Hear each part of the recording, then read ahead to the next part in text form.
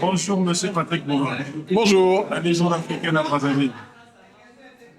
je suis à Brazzaville. D'accord. Et qu'est-ce qui t'amène à Brazzaville? Le boulot. Boulot, représentation pour mon groupe, Rainbow Sports Group. Euh, un projet novateur en termes de développement de sportifs, de footballeurs. Des rencontres avec les autorités sportives, la FECOFOOT, le ministère des Sports notamment. Après avoir entendu votre speech devant les gradués, on a senti que vous avez une passion pour l'éducation. Pouvez nous dire ce que vous pensez de ce qui s'est passé aujourd'hui? C'est une très belle chose. Moi, j'ai eu la chance d'envoyer mes enfants dans des écoles anglophones, notamment écoles américaines. J'ai vu certains de mes enfants être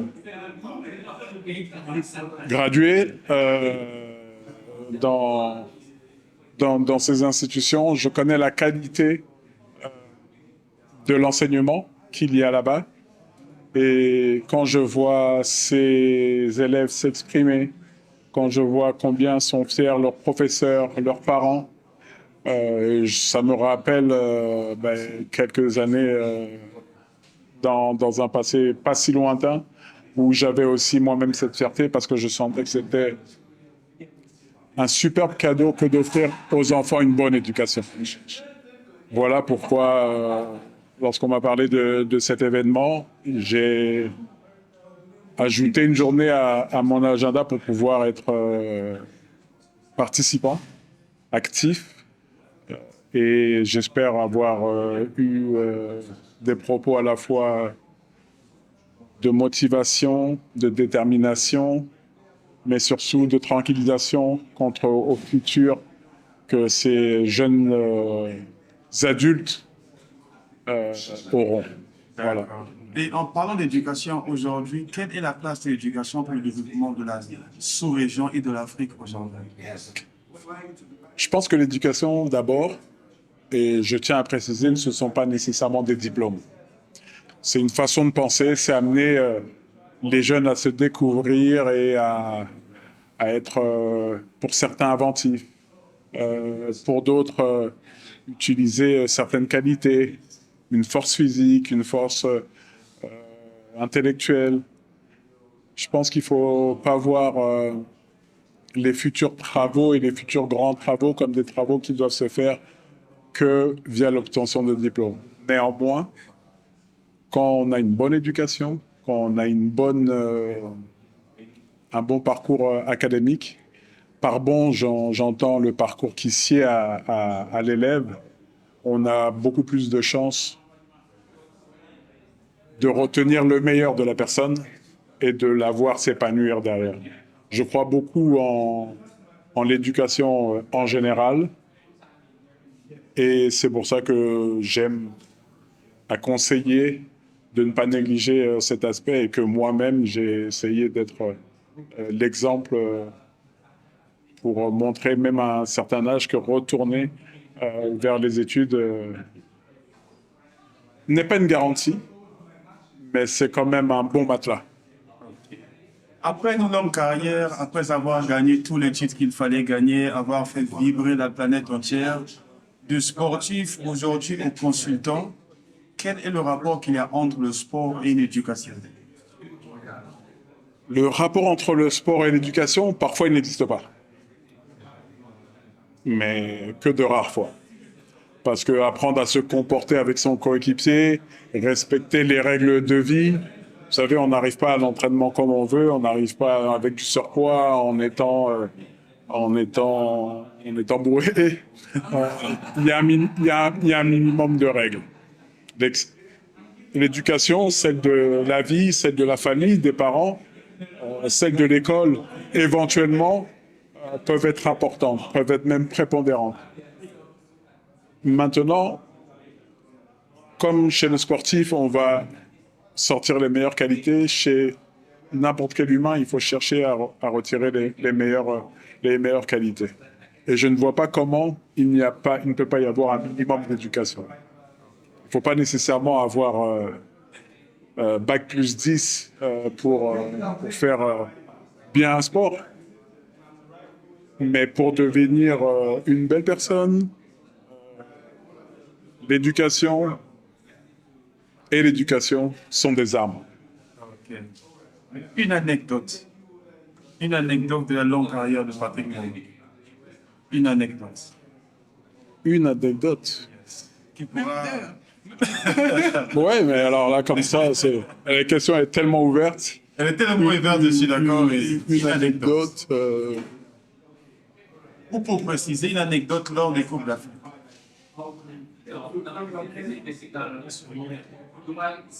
Moi, je vais prendre une anecdote qui n'a rien à voir avec. Alors, c'est une compétition sur les Jeux Olympiques. Je pars aux Jeux Olympiques sans réellement avoir l'idée de la gagner. L'ambition, mais ce n'est pas une idée forte comme la CAN 8 mois plus tôt. On va prendre de l'expérience, on va essayer d'en donner parce que moi, je suis parmi les 3 overage, comme on les appelle, plus de 23 ans. J'en avais 29. Et je dis, je vais en donner et je vais en prendre. Mais à tel point que je suis parti avec un tout nouvel appareil photo numérique, parce que dans mon idée, j'allais aller au village olympique, faire plein de photos, un peu de touristes, et j'allais rentrer avec plein de souvenirs. Résultat des courses, j'ai quasiment pas utilisé mon appareil photo alors que j'étais entre la demi-finale et la finale au village olympique, que j'ai rencontré plein d'athlètes, et que je me suis rendu compte que c'était une idée folle que de penser qu'on pouvait gagner les Jeux olympiques, mais c'était clairement la démonstration que, quoi qu'on fasse, il faut se projeter et il faut croire en soi. Résultat des courses, on a gagné les Jeux olympiques et au moment d'entonner, de chanter, que dis-je, de crier l'hymne national, j'ai eu à la fois une super fierté pour mon peuple, mais aussi pour moi-même. Et j'ai appris ce jour-là que les rêves, on se les faisait, mais on pouvait se les dessiner et aller au bout de ses rêves. Voilà pour l'anecdote. Ouais, moi, j'en ai 2, des questions. Alors, ça, je voudrais que vous puissiez donner un petit message, donc, que ce soit à la fois aux enfants qui vont peut-être regarder cette vidéo, que ce soit aussi pour ceux qui sont peut-être hyper intéressés par le sport. Est-ce que Patrick Mbongo, sans avoir reçu un minimum d'éducation, aurait pu devenir ce qu'il est aujourd'hui? Sans un minimum d'éducation, j'aurais pu faire, je pense, à peu près la même carrière de footballeur. Mais ma vie ne s'est pas arrêtée à 34 ans. Thanks God. Et ce que j'ai réussi à faire derrière vient du fait que j'ai eu une bonne éducation et que j'ai poursuivi encore dans mon éducation. Et que j'espère ne jamais m'arrêter d'apprendre en écoutant, en lisant, par l'expérience de la vie, par les rencontres. Je ne serai certainement pas la personne qui a été invitée des dizaines de fois à s'exprimer devant un parterre de qualité, de faire des séminaires, une personne qui aurait appris 4 langues. J'aurais été autre chose que cela, mais en tout cas, je ne regrette pas d'être moi-même. D'accord. Et par rapport à ce que vous avez vu de toutes les interrogations de ces jeunes, par rapport à comment est-ce qu'ils ont raisonné, est-ce que vous voyez le rêve en eux? Est-ce que vous pensez que ce que vous avez tenu comme speech a déjà pu s'aimer quelques graines qui vont grandir plus tard? Moi, dès que je suis entré dans l'enceinte de l'école, j'avais le rêve pour eux. Quand j'ai vu comment s'orientait la cérémonie de remise, le rêve était encore plus évident. Et quand j'ai vu ces jeunes s'exprimer, bon, c'est pas nécessairement des grands danseurs que j'ai vus, mais je les ai vus s'exprimer et surtout face à un micro, j'ai compris que l'éducation de qualité que j'avais en tête était bien appliquée ici. Donc, je pense qu'eux-mêmes doivent nourrir leurs propres rêves. Tout à l'heure, je faisais je prenais en aparté l'expérience de mon fils et je lui disais, mon fils a voulu jouer au foot. J'ai jamais imposé mes enfants à faire quoi que ce soit, mais je les ai accompagnés. Je les ai accompagnés dans leur rêve. Je ne rêve pas pour eux. Eux rêvent et moi, je dois les accompagner. Un peu comme les parents de ces jeunes étudiants, un peu comme la famille, un peu comme les amis, un peu comme tout le monde, même eux entre eux. C'est un accompagnement. Mais c'est eux qui doivent être les architectes de leur rêve. He made it possible. I know. All you've heard today, I think, is priceless information. People pay a lot of money to get this. Just got it for free. Yeah. No. Then you pay. Before leaving. Okay, there's a price tag outside there. So be ready. We're very grateful that you came here on this special day where we're saying goodbye to our lovely boys and girls. And as they're moving on to universities abroad, I think 90% of them are athletes. 90% of them. I do hope that they've assimilated all that you've said here. And it's not too late for them. They're turning 18 soon. Unfortunately, like many of the people who spoke here said, they've not been visible. They lack visibility here in Africa. They've been doing a lot, but nobody's been able to identify them. No scouting happens here. So with Patrick and Rede and Rainbow right here on our campus, I'm sure that even if it doesn't happen to you, it would happen to Maddie, it would happen to Junior, it would happen to Hattie, it would happen to Ivan, it would happen to all the other students that we have at school. Thanks to Rainbow. So now we know that they would have visibility. And if there's anything they can do for you, even while you're in the US, in Canada, and the UK, you now know where to go. Thank you so much. Another idea, it's them in the future. If they can not benefit from this visibility, is to bring that big visibility in the future. Exactly. Okay, so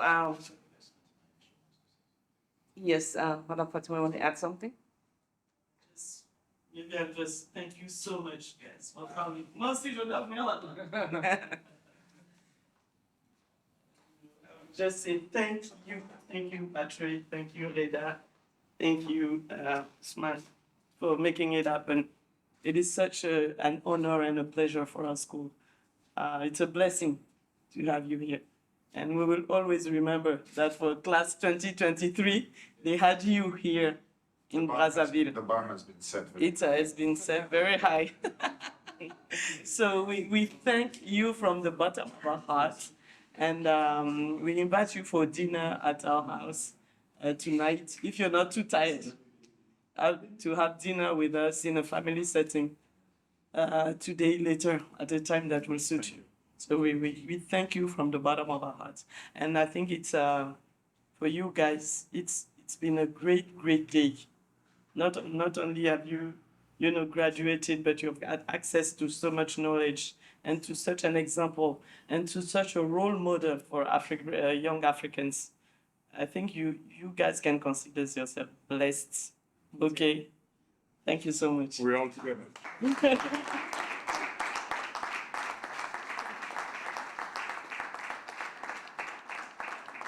Super.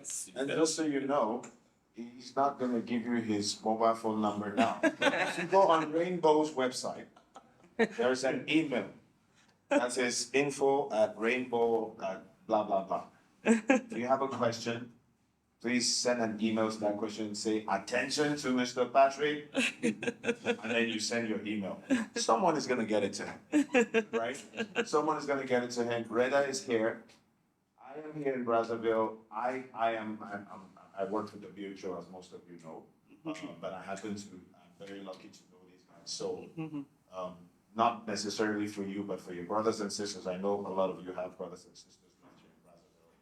If you need any support, I think Dr. Vivan can attest to the fact that I'm also accessible and I can help you guys, whatever, any way I can. Okay, so I'll be the link between the school until they establish their own link. Rainbow. Right, with Rainbow. Yeah, So it's me and please, Rainbow. listen to what they've said. it applies to sports, but it applies to basically everything, right? Please, it applies to everything. Everything. This is not a sports event. This is a development and learning event. So please, just pay attention to what we've said, retain it, and let's move on. That, I just want to mention also one thing. I want to thank you, Usman, because no, really, I mean, I'm taking this opportunity. Patrick said, without you, also, we won't be here. So, of course, Dr. Biban and Ms. Fatima, of course. But really, thank you for all you're doing. Really appreciate it. Merci. À quelle heure ça vous avance le dîner? 20h, ça va? On peut faire la sauce. Merci, les champions aussi.